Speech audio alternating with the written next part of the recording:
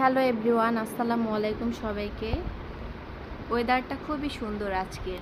তো এখন আমার নুসাইবা বায়না করেছে সে বাইরে ঘুরতে যাবে। তো আমরা কোথায় যাব? ঘুরতে।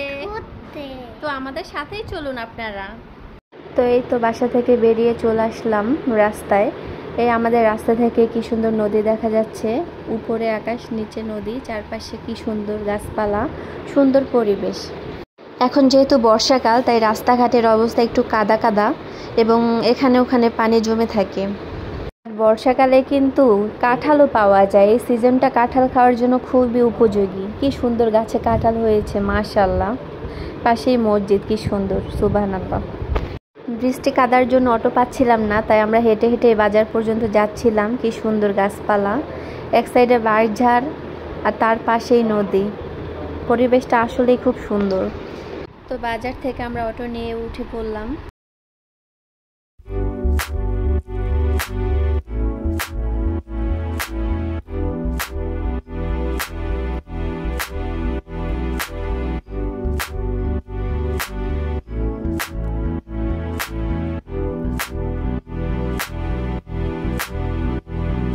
সুবহানাল্লাহ, মহান আল্লাহ তাআলার কি অশেষ রহমত। কি সুন্দর পরিবেশ এবং কি সুন্দর বাতাস বইছে, খুবই সুন্দর লাগছিল সব মিলিয়ে।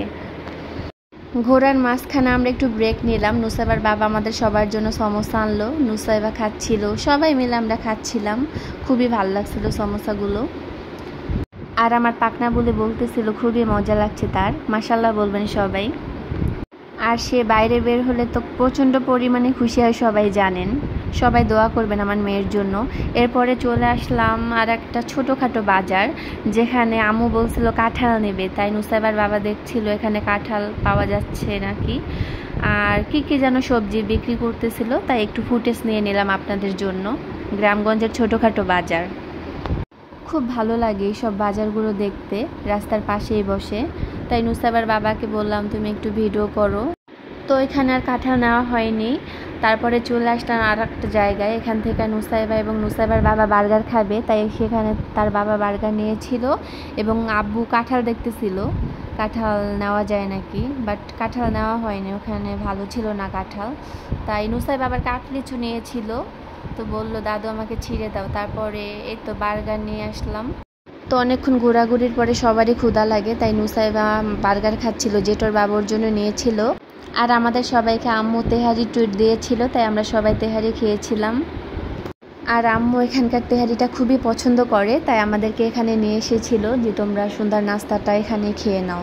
আম্মুর যেহেতু পছন্দ তাই আমরা ওখানে খেয়ে নিলাম। Please everyone ignore my front camera face. ভিডিওটা ভালো লাগলে অবশ্যই লাইক, কমেন্ট এবং সাবস্ক্রাইব করতে ভুলবেন না। ধন্যবাদ।